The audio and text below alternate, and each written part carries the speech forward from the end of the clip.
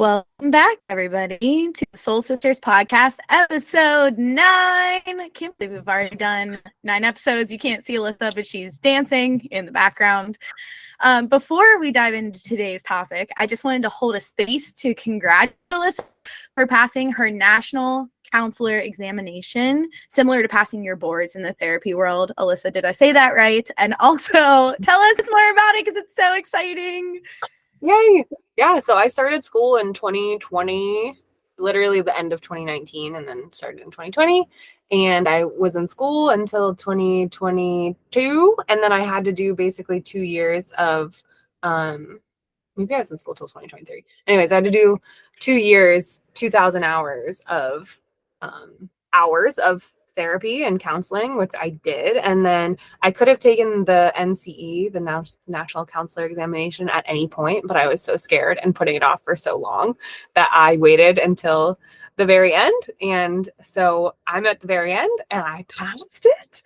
Did a lot of skills there for myself to be able to handle all that stress at the end, but I did pass. And so I can be a licensed, legitimate counselor next month. Yay. Congratulations, my friend. I am so proud of you, and I know everyone listening is very proud of you as well. In terms of yeah, she's dancing. You can't see it, but she is. We love to dance here. In terms of being a licensed counselor, like, I know that you've said this before, but can you remind people what's your focus? Like, what do you focus on, or what types of clients do you typically focus on or accept? Yeah, so I work in community mental health right now, and it's like an organization that gives me health insurance and all of those benefits and things in the Denver community and Jefferson County as well. But I primarily in my private practice work. Oh, hi, Chubbs. I see him back there. He's so cute. Emily's dog. If you don't know him, get to know him. Bring straight. He's the best.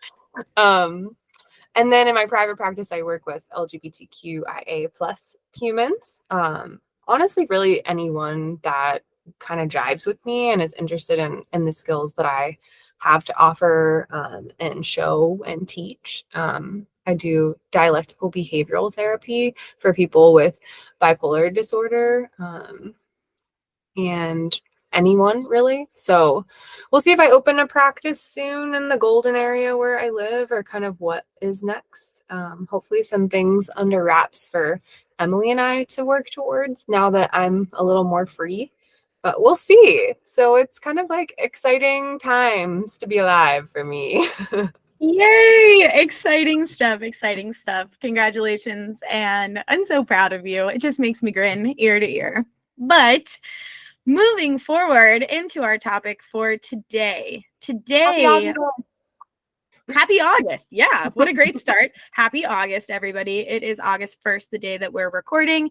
You will probably listen to this on August 5th when we launch it. But either way, happy start to the month of August. And today, we're actually going to deep dive into the art of embracing change and stepping boldly into new beginnings. And we were inspired by the fact that we would be recording on August 1st. So, start of a new month. We're exploring the exhilarating journey of starting fresh, whether it's a new job, a new city, a new chapter in your life, a new month, like we said. Really want to talk about new chapter, fresh starts, new beginnings, new horizons. How do we approach that? And so since we are recording today, August 1st, and it's the start of a new month, and you'll be listening to this on the first Monday of August, or maybe a couple days following, we felt it only fitting to talk you through leaning into your intuition as a fresh start presents itself to you. So we're thinking about mindset shifts. We're thinking practical steps, inspiring stories, rituals, motivations, intentions, meditations, manifesting, any of those exciting transitions that you can tackle with confidence. So let's get into it. Bliss, when you see the opportunity for a fresh start presenting itself, or even if you relate it to present day, how do you approach it? What are your intentions for the month of August? Yeah, let's dive in here. Someone who I work with recently said the phrase horizon minded, and I thought that was so pretty. So just like looking towards the future really is, I think, powerful, especially when you kind of word it like that. That's what I learned from a client. And so we can always learn, from different people in our lives. But how do I approach fresh starts? What are my intentions? It feels like a fresh start for me with kind of having this little bit of new freedom.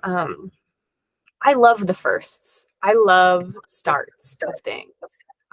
So I try to just journal in the mornings when I wake up as soon as I can, really. If you're busy, or you've been busy the past 5 days since you're listening to this August 5th, likely, or after, it's never too late to set intentions or kind of just think about what feels good for you going forward. Maybe the rest of the year, maybe just till September. Like, what can you do for 20 days? Yeah. What do you do? I kind of just gave a little general overview. I wasn't too specific, but what specifically do you do? I would say, well, you have me thinking about the way that I start my mornings now, and I actually didn't realize that it was intentional as it was, but it definitely is. Like, your morning is a fresh start, right? It's a new day. People say that all the time. You had a bad day before, doesn't mean the next one has to be a bad one. So when I wake up in the morning, I recognize now that you start talking about that I have to have at least an hour to myself where no one's speaking to me. I'm not answering text messages or emails. I'm not worried about what's going on around me. That hour is for me. I'm very routine in the morning. Shocking.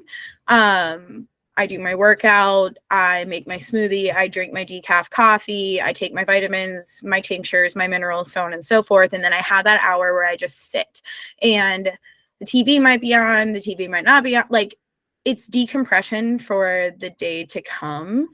And now that I think about it, it's probably because when I was younger and I lived with my mom, the second that like she heard my door open, she would be like, "Good morning. What do you have to say? Who are you gonna talk to today? You gonna go there? Gonna do that?" And she still does that.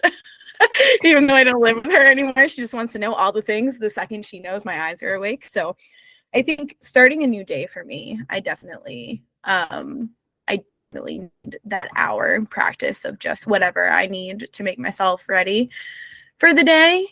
As far as intentions for August, I always start a new month. And Troy, if you're listening, I don't actually know if you know this because I usually do it when you're not around.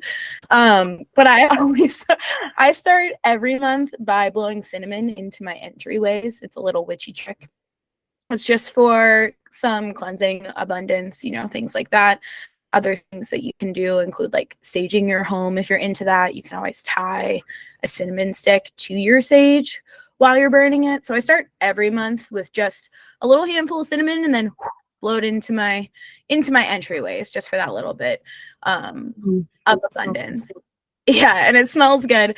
I also, above my doors, I have selenite crystals above my doors so that any negative energy that comes from other people entering or leaving my home, like, stays with them and doesn't stay with me. So I always recharge my crystals at the beginning of the month. You can do it different ways, right? Sound cleansing, you can use bells, you can use moonlight, sunlight, running water, rain, like whatever works for you. For August, I just put it in a saltwater bath and then put it back on top of my door because I didn't really have a lot of time to do a whole ritual. But yeah, those are two things that I always do to start the month. For sure. Witchy woman, we're so lucky to have you because you always give me ideas and just things to think about. And with the selenite above your doors, I think it's like having an object that like can represent this power or this intention that you have. Even if you're not into that kind of stuff, like there is power in the intention and the belief. And so if anything that Em said to you maybe strikes you as odd and you have cinnamon in your cupboard, like try it. Just try. See what comes up. Like you don't have to go out and buy a rock or a crystal. Maybe you go find a rock. But like if you have the ability to do any of those things, like maybe just try it out because I think I'm going to try and see what some of those are like for me. Yeah. Let us know if you try it out. And the thing is that it is like compared to what everyday culture is in the United States, like it is weird. Okay. Like I know it's weird, but even if you don't believe it, it is also just kind of fun. So setting intentions for the beginning of the month, the beginning of the year, the beginning of the day, whatever it is, you're starting a new job. It could be anything.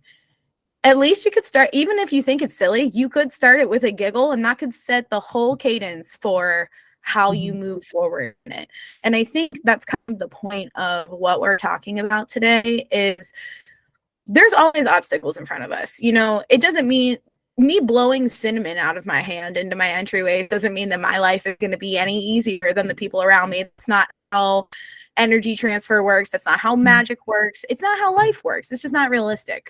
But it is something that makes me feel good, and it does play a part in energy work, but it also plays a part in manifestation. And obstacles are going to present themselves no matter how much cinnamon I blow out of my hand. So am I going to approach them with a little giggle and feeling confident and feeling good? Or am I going to approach them like, fuck, here's another month. Like, I'm having a great time. It's probably not going to change. I would rather choose option number one. You know what I'm saying? Oh, try something new. Like Winnie the Pooh, I think, says there's always tomorrow. Mm-hmm. And there's always tomorrow. So, like for me, that made me think about how sometimes we really need these rituals and routines, and sometimes we just don't, and that's okay. It's super powerful to have some kind of routine in your morning, even if it's like one thing and not a whole routine, like within the routine. But like, so this exam that I had, for instance, as it got closer to the day of, I was in a panic. And I did not realize how many skills I really needed to use. I was visualizing what it would feel like to pass the day before. I was also thinking of all the worst case scenarios. So if I did fail, would I be able to handle this blow? Yes, if I think about it before. Then like the night before, I got a good night's sleep. I ate a yummy dinner. I woke up in the morning. I scheduled the exam for like around 9:30, so I could have somewhat of a morning routine. And my goodness, that morning routine was more intentional than any morning routine I think I'd ever had. I made like a healthy breakfast. I took a walk, which I really don't do in the mornings and should do more of. I do when I'm walking a dog and I'm caring for a dog, but when it's just me, maybe I'll get out there in the evening or something. But took a walk. I had my Palo Santo, which I lit up and put in the room I was in. I did like a little bit of dancing before to get all the wiggles out. So I really had to use so many more tools in my toolbox than I normally would on a random Friday. So it's kind of just also like being aware of what works for you, what's really going to work when you need to pull out all the stops. And then also like what's fun. Like Emily said, like, yeah, blowing cinnamon may not make your life any different overall, but in that moment, like you're trying something new, and just being present with what you're doing. Like you're probably not like looking the other way, blowing the cinnamon, like you're probably right there with that experience. And so, yeah, there's no right or wrong way, I think we always say, but you can try some new things and just see what you want to enjoy and what you want to leave behind. You can. I wrote down 3 things as you were talking that really stuck with me. Yeah. I'm in my note-taking era because I have these new felt pens, and the texture of them just brings me so much joy. If I may digress for a moment to talk about pens. But the 3 things I wrote down. First of all, I wrote down wiggles because you were talking about like shaking it out and dancing it out. And if you've been on our Instagram, you guys know that we go into every single podcast recording and we dance and we shake it out right before we record. Like that is our ritual, and that plays so heavily into today's theme of new beginnings. Every time we come into a recording, Alyssa and I, we prep, we think of what we want to talk about, maybe we write an intro, but really we go into this with the intention of it being conversational. You don't know what's going to come out of our mouths. And so sometimes it's a little nerve-wracking and we just have to dance it out and get those nerves out so that we know, like, okay, we're just talking to each other and like 100 and some of our favorite people. And they're not judging us because we're all here in a safe space. But it does feel good to start that way, does it not?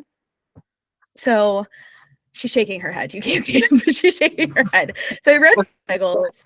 Also put down being present, because I think that is such a important part of what you just said. It doesn't matter what the fresh start is. It doesn't matter what's on the horizon, what you're doing to prepare for it. What does matter is being present in that moment. So if we use the cinnamon as an example, like Alyssa said, you're not looking the other way while you blow it. You're looking at your entryway. Even if you think it's stupid, you are doing it. I don't think it's stupid. I think it works. But it is something that you are presently doing.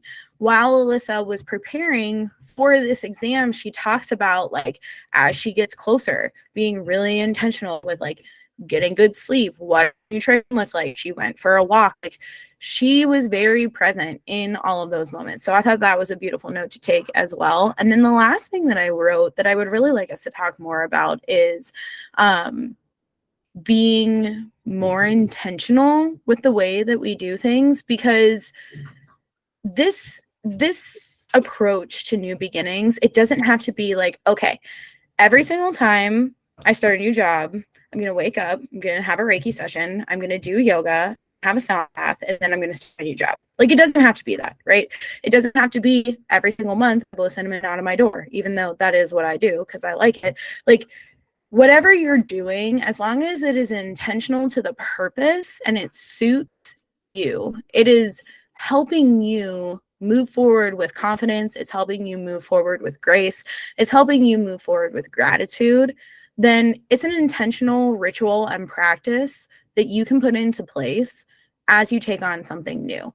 Or as you continue through something, maybe it's not new, but maybe you just need a new approach because it's not been going the way that you wanted it to. So how are you going to continue to work through that?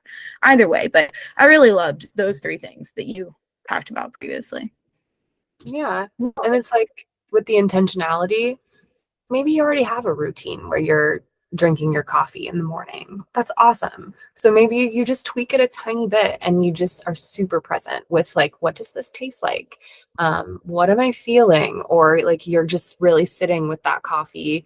It's feeling a little more sacred maybe, and you're looking out the window or something. So it can already just be making what you've already got going on a little more sacred to you.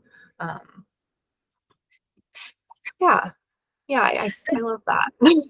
I think too, to your point, Liz, like you had said when you were talking about getting ready for your test, you were like, this practice, like, I had a more intentional morning routine than I have ever had because this test was coming up. And I think that's an important thing to talk about as well, where just because you have a morning routine doesn't mean you can't change it. Like Alyssa said, right? Like sitting with that coffee and being like, oh, what does this taste like? How does it make me feel? You know, what's happening right now around me? What are my five senses?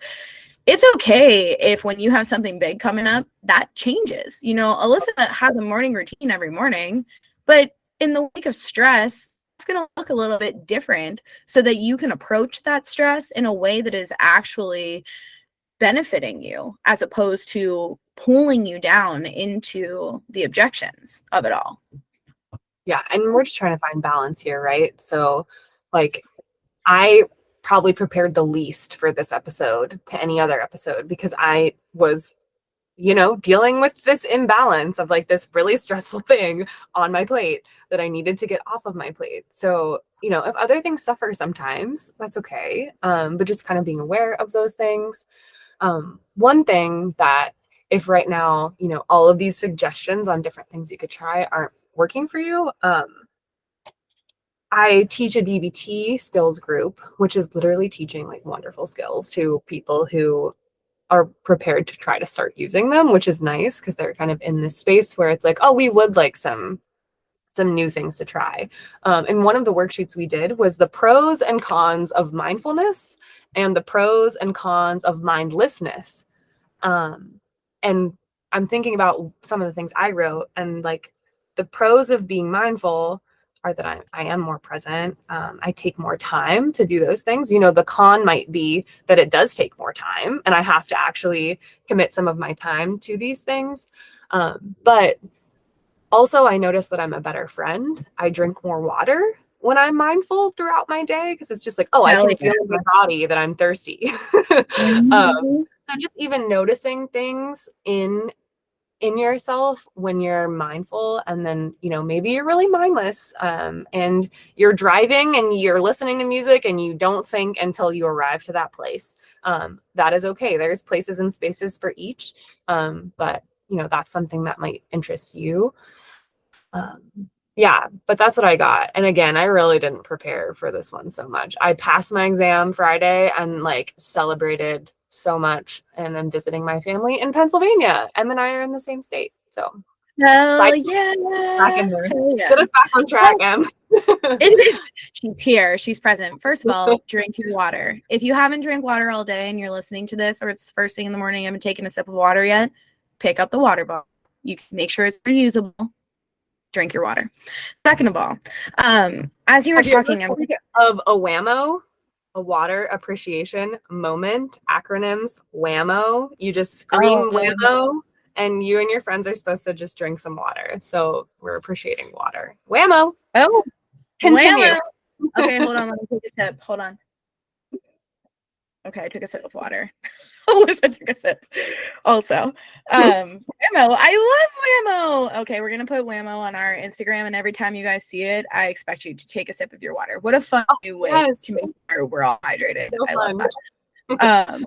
I love your brain, Alyssa. It's a beautiful place. It really is. But as you were talking, I was thinking about like, what are the situations we go into where we need to bring in those practices? So I was writing down a few things as you were talking. So of course I wrote like new exams or new like schooling experiences, because that just happened for you, right? But I also wrote down new jobs. I wrote down new social gatherings. Maybe, you know, you haven't seen your family in a while, or it's been a long time since you've seen a person that you really need to recharge your social battery after seeing them.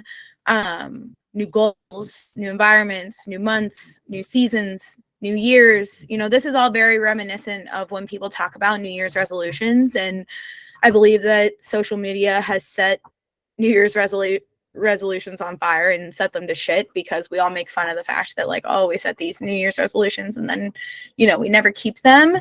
And so I'm wondering, like, if we keep with the theme of more intentional, what are situations where we put these things to practice? So what's coming up that maybe you need to set an intention for, or you need to set a practice in for yourself so that you can prepare for this new fresh start? Do you have any coming up outside of your exam, or are you just like, I passed this exam, fuck yeah, we're done? I mean, all I'm looking forward to now is your wedding and your bachelorette party. So that's all I have going on right now. There is another exam I want to pass, and I'm just kind of still studying along. Since I kind of picked up studying as a hobby again, I'm just going to try to run that through because I get a little raise at my job.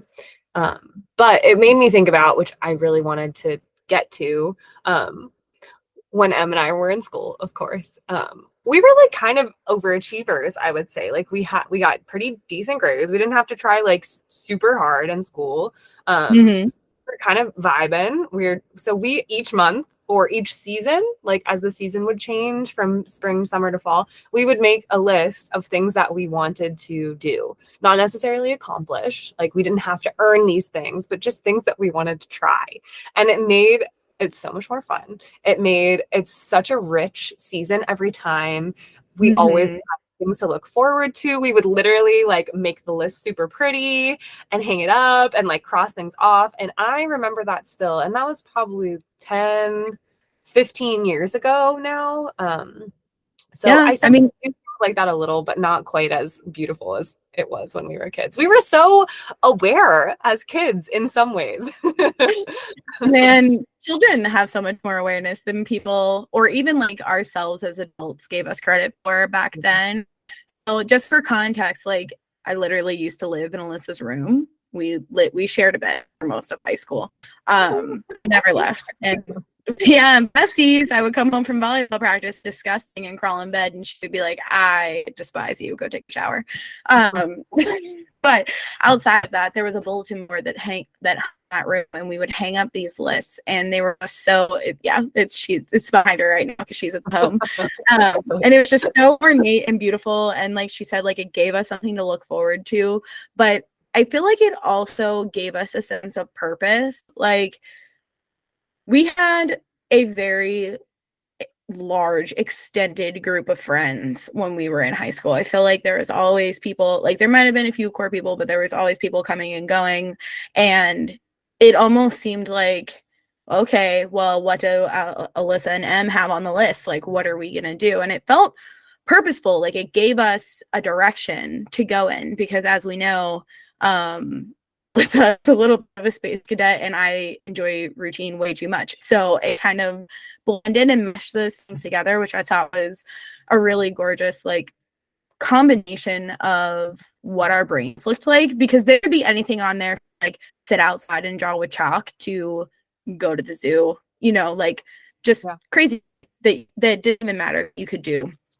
when we were also our parents loved it. Like they would see the list and be like, oh great, like drinking isn't on this list, like at least they're doing some other things here. So if you have a kid and they're at an age where they might have some things that they want to do, like get them a chance to pick some stuff, because I think it was really formative for us. Completely. I would say even as an adult, like I remember, I mean, we were still pretty young, but the first time I ever went, when Alyssa moved, I still have a picture of it. I'm definitely going to put it up on our Instagram now that I think about it. The first time I ever went to visit her in Colorado, she took a whiteboard and she was like, I'm so excited to see you. Look at this nostalgia. She wrote a list of every single thing we were going to do while we were there. It felt like we did the entire state of Colorado in like 5 days. It was a lot. Amazing.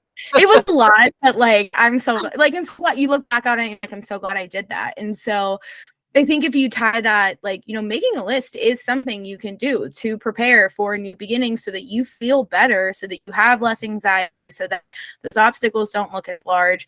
But I also think, like, looking back on it, I'm so glad we did that. Do you know what I'm saying? Like, nothing lasts forever. The feelings of anxiety that you have going into these new things, or maybe you don't have anxiety, maybe they're just really exciting things, but like either way, you want to remember it, right? You want to say like, oh, I remember that I did this, or I can't believe I was so afraid.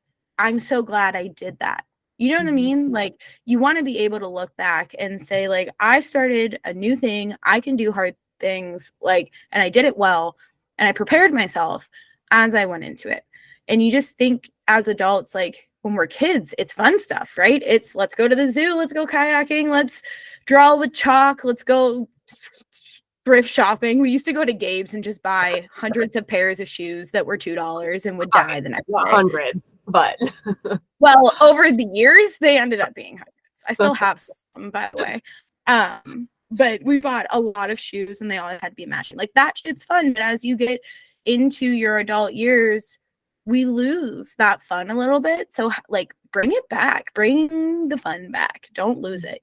Do things that make you excited for new beginnings, not things that make you afraid. Yeah. We create that space so we can grow. And it doesn't have to be uncomfortable. It can be, it can just be fun. And taking that time can create growth from being able to actually enjoy something or feel joy. I mean, for some people, it's really hard to sit in that scare or that feeling of sadness, and we try to avoid or plan and do other things, which of course is fine. But I think for some people, it's really hard to like sit in our joy or dance in our joy and be able to allow ourselves to enjoy those things. So I hope that you find one fun thing to do this August. Just one, maybe more, but one is great. Yeah. Oh, you made me think. See, guys, we were just talking about this before we got on. There's a quote from Inside Out 2. Everything is relevant.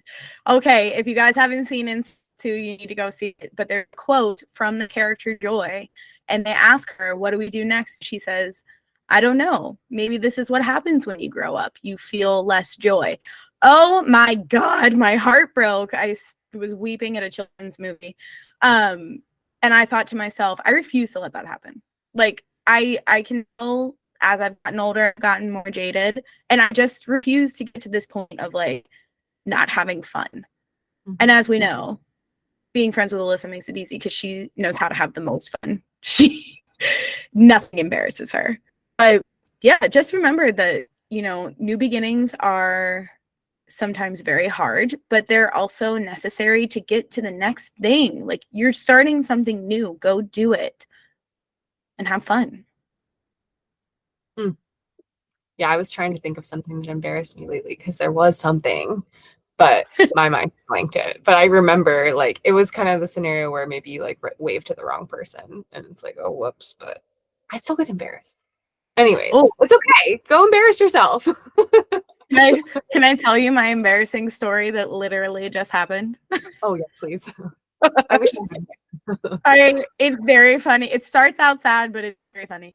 I have a friend whose father just passed away, and I went to the father's memorial, and that friend has another friend who has a sister. Okay, so the friend of the friend has a sister, and I know all these people, and I'm trying to introduce them to Troy, and I called the sister the wrong name out loud. I had to stick. I was committed then for the rest of the time. I just kept calling her this name. And then it never came to me what her real name was. And I was like, shit, like I suck so bad. And then I saw that the people went on a bachelorette party and they tagged the sister in the things. And I was like, God damn it, that's her name. Like, oh, fuck. You know, like I just had, and like the moment's been over. That was like a month ago, but like I just had this embarrassment. And now I think about like, if you tie it back to the theme, like there's gonna have to be a new beginning where the next time I see this woman, I'm like, I'm very sorry. I called you Danielle. That's not your name. That's so powerful too, to actually like own up to those things and not just brush them under the rug. I think people appreciate that even more and respect you more because of course we make those mistakes, but to actually take accountability is really, I think, appreciated by all. So hey, good job on your embarrassing evening. Oh, you're in a sad place. It's okay. I was mortified. I was mortified. But I think you make a good point in general about talking about pressure and the pressure, you know, the pressure to be perfect or to do things or to not embarrass yourself. And as we talk about new beginnings, I just want to touch on the fact that like sometimes there's pressure about like, oh, it's new, like it has to be great, it has to be perfect. It doesn't. Like I would say that's most applicable in my life to my wedding that Alyssa mentioned. Like my bachelorette party is coming up at the end of this month and my shower is the month following. And then 2 months after that, I'm getting married and it's all very exciting. But recently I was at my family reunion and people were like, are you so excited? And I'm like, yeah. And they're like, tell us everything. And I'm like, I don't really have anything to tell you. It's a new beginning, right? It's something new. It's something I've never done before. I've never had a bachelorette party. I've never had a shower. I've never gotten married to someone before. So it's all very new territory. And I think people are expecting me to be like, well, everybody's wearing this and they have to do this and it has to be this. And the theme is this and the colors are this. And my response is always like, I just want everyone to have fun. Like, that's the intention. Yeah, you know, like my intention there for this entire experience is most importantly, I want Troy to have fun. But outside of that, I just want people to have a good time. I already feel like I'm married. I'm very lucky to have the person that I have. I've had him for almost 8 years now.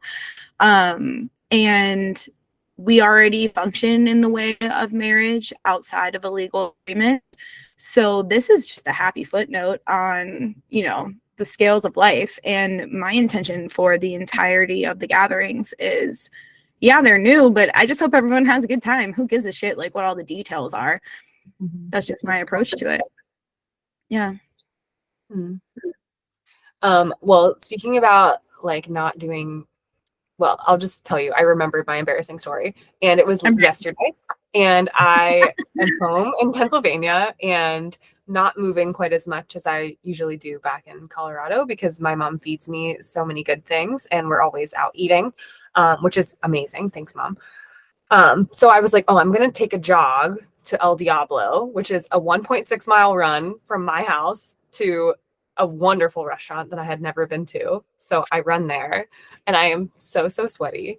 And I brought an extra shirt in my mom's car. But I'm still just like continuously sweating because it's so hot here in Pennsylvania in July and August. And I see someone who is my waitress and friend from high school, and she comes up and gives me a hug, and I'm just like, I am so wet. I'm so sweaty.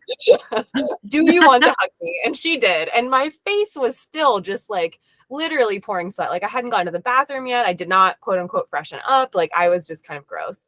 And I was kind of embarrassed, but people don't really care. They just want to love you and like help with your intentions and like, I don't know. I think there's less pressure on that other person when you see another person. Like you're not judging them, you're more so judging yourself. And so, yeah, maybe when people ask you, like, tell me everything, it's like, I just want you to have so much fun and make sure you tell me everything when it's over.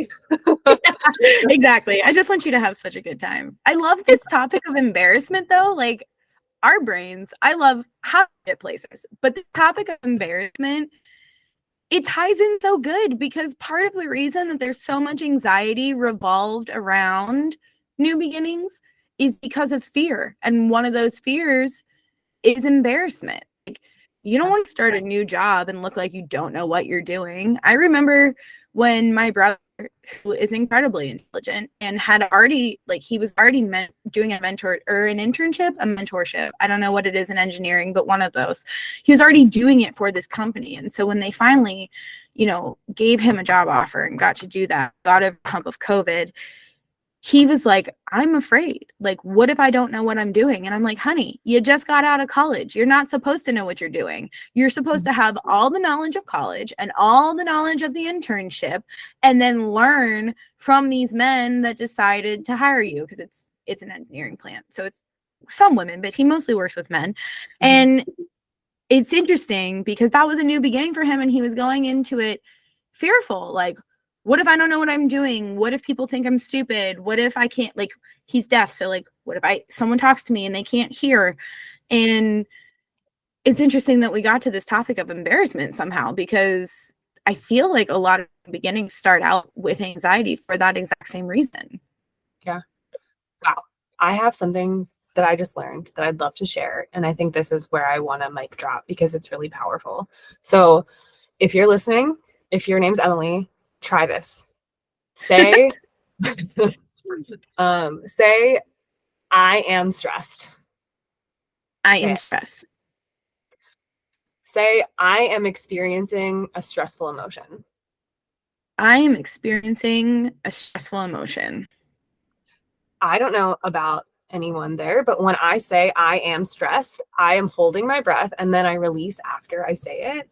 When I say I am experiencing the feeling of being tired, I can like continue to exist and move and it doesn't feel so intense for me.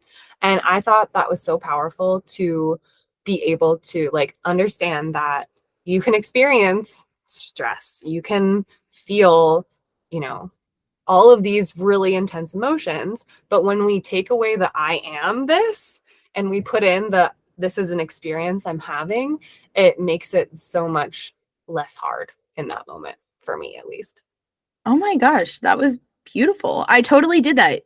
I am stressed and work is very hard for me right now. And when you told me to say it, my shoulders touched my ears and I was like, I am stressed. And then when you told me to say I'm feeling the emotion of stress, my shoulders came down and I felt like I was taking a breath while I was talking. And I was like, oh shit, are they going to be able to hear me on the podcast? I'm exhaling right now. That was such a great exercise. Let's do it again.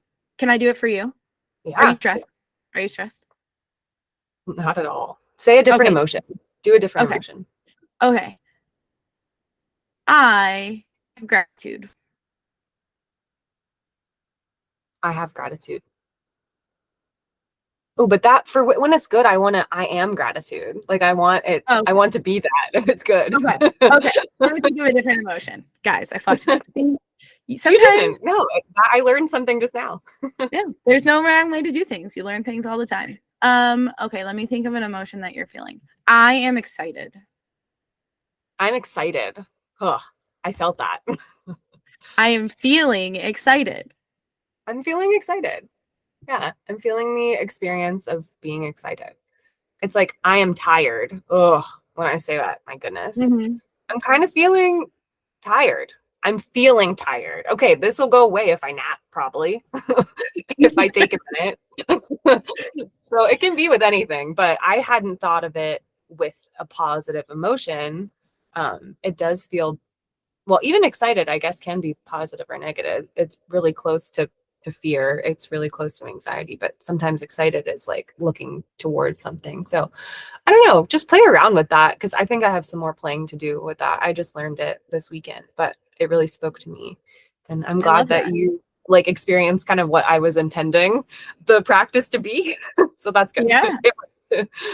If you have stress out there or you're stressed about a new beginning, definitely give that a try. And also give it a try no matter the emotion, because Alyssa said, like, oh, like I didn't think about it with like a happy emotion, but she did. I watched her body. She said, I'm excited. And her arms came into her chest and a big smile came across her face because she's been excited ever since we got on the phone 2 hours ago. So like it definitely is manifesting the way that you want it to. And I think that's a beautiful note to leave our friends on today. So we thank you so much for joining us on our podcast once again. We're so grateful that you're here.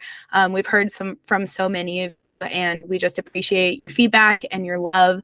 And we're very much looking forward to our 10th episode, which will be coming up soon. We've made it to 10. We're beating the standards. And we can't wait to dive in with you. Thank you so much. Couldn't have said it better. Thanks, everyone. Bye.